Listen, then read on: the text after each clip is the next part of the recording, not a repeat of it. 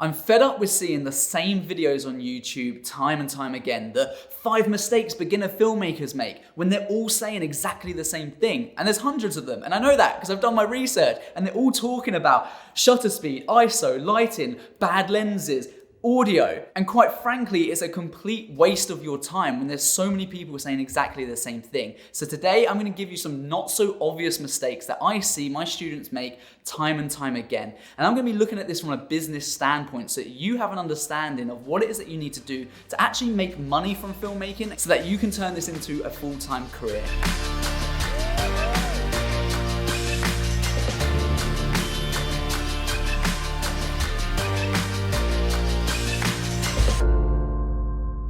Now, I might work with a beginner filmmaker, and the first thing they do is they come in and say, I haven't been able to get any clients. And the first thing I'm going to do is look at their email outreach and look at what they're actually doing and what they're saying to these people. And I always see this. People are trying to give them their life story. They'll say, hi James at so-and-so business. My name is so-and-so, and I've been doing this for X amount of years. I've done this experience. I've done that. This is how I've grown my company. This is my mum's name. This is my dad's name. This is what they do for work, X, Y, Z.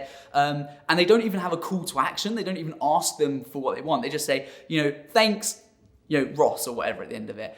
And that is, honestly, I see it it sounds so obvious when you say it out loud, but I see this happen quite a lot. Your emails should be brief. You need to understand that the person receiving your email that you're outreaching to, or whether it's through Instagram, Facebook, anything like that, it should always be short and to the point, because that person has got a lot to do in their day-to-day job, and you're going to be kind of interrupting them, so you've got to make it quick and snappy. Something really, really simple and a good effective strategy to use is just, hi James, my name is Ross, I'm a video production, or I'm a filmmaker, or I'm a freelance camera operator, or whatever. I can do this for your business.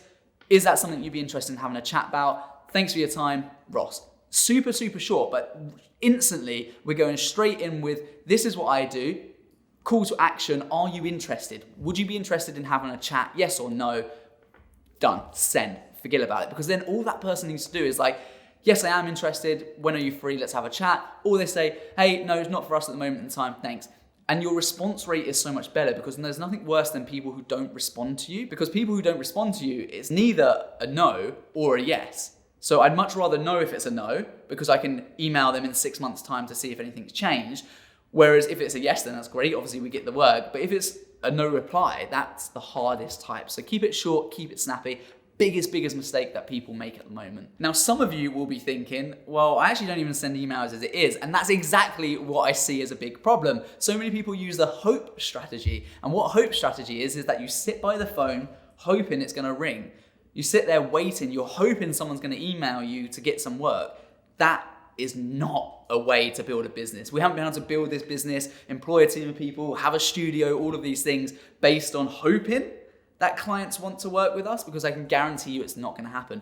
And I think when you start out, there's this really big thing, this almost like this taboo kind of thing about reaching out to clients, asking them for work, because people are generally creative, aren't very salesy, and that's totally fine. I wasn't a salesperson whatsoever, but it's not about being a salesperson, it's about being the best version of yourself. If you create a good video for a business, will they sell more products? Yes or no? Obviously, yes. So therefore, do you think it's your duty to let them know that you can help them achieve their goals? You can help them sell more. You can help them grow their business through what you have to offer.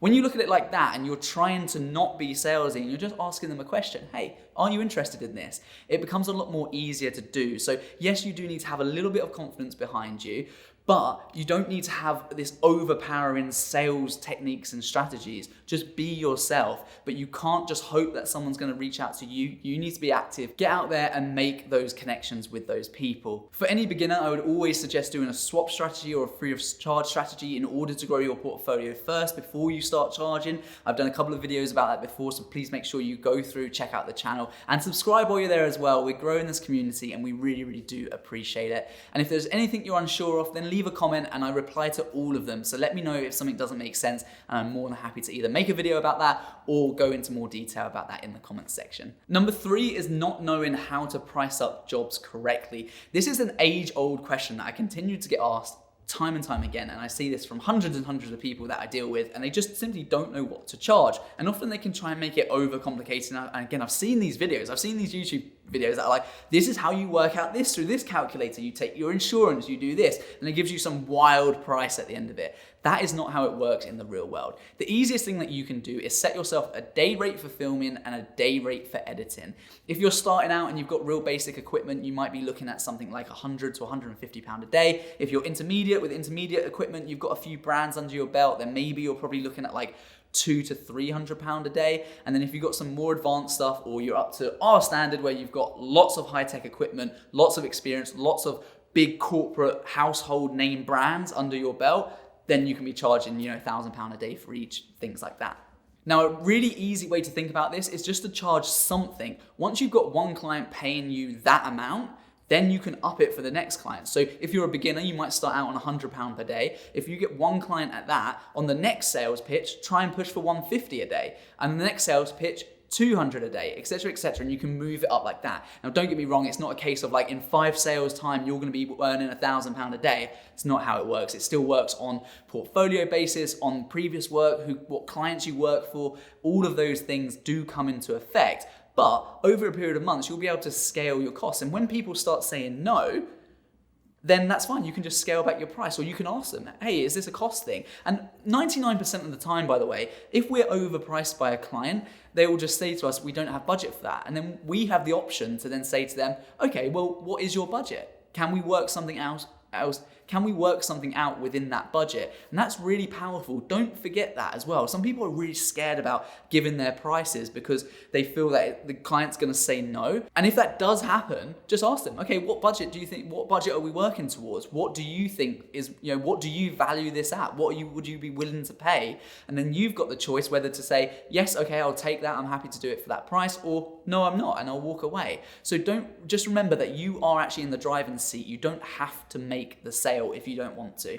And don't overcomplicate this as well. Just keep it super, super simple. You might have a little bit of travel if you're traveling really far away, but generally speaking, just keep it within your day rates. Your filming day rate and your editing day rate, that's how much your project's gonna be. That's the cost. Because the client doesn't know whether one camera is better than another or all of this breakdown. They just wanna know, what is that end bill? How much is it gonna cost them for a video or a set of videos? Number 2 is a really good way to maximize your overall income and maximize what it is that you're able to do. So we talk about this in my academy about having a core service offering. So that is the main thing that you sell. So for all of you, it's gonna be filmmaking, right? There might be a few photographers watching this that have infiltrated this video, which for those guys, it's gonna be obviously photography, but your main core service offering is gonna be filmmaking, okay? So what people don't do is they don't think outside the box. They just focus on that one thing and that's all they do. They just sell a video, they just make a video, that's it, that's all they do. So what we need to do is we need to think about different services that we can offer and upsell to make sure that every client is spending the most that they can. You can provide more and more value to that client so that they can hit their goals. And then if you're increasing the cost or the spend per client, then your business is gonna accelerate at a lot quicker rate. So for instance, you might have your drone pilot's license. That's amazing. So you can offer that as a secondary service. Don't just include that with your filming day rate. You can say, well, look, if you want a drone stuff, because I've got to do the various pre-flight checks and things like that, we add on an extra £150. It will still be me doing the drone stuff, but that covers the additional time spent in pre-production in order to do that.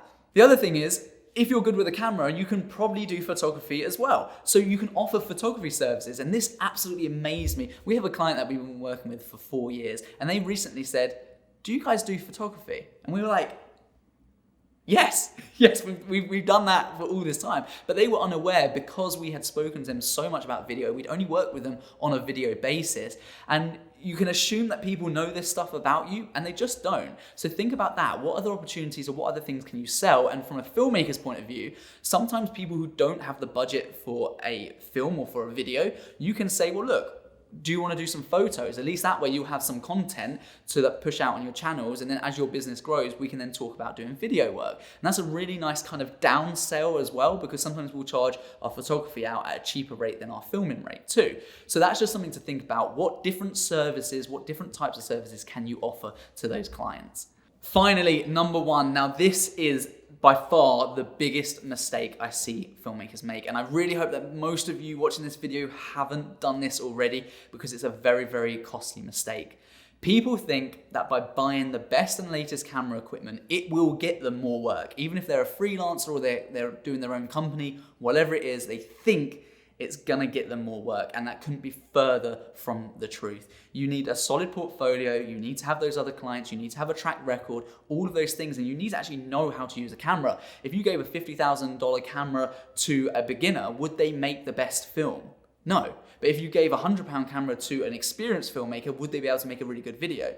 Yes. Now, what good is having the best gear if you don't have the best clients? So that's the strategy here. Get the best clients first and then invest in the best gear. There has been many, many times where we've been working on projects or we've had a project in the pipeline. As soon as it's got confirmed, we've then gone and spent that money because we know we've got it coming in, it's been guaranteed, we've signed the contract. We've then spent that money on additional camera gear, cameras, car mounts, lighting, things that we need for that project.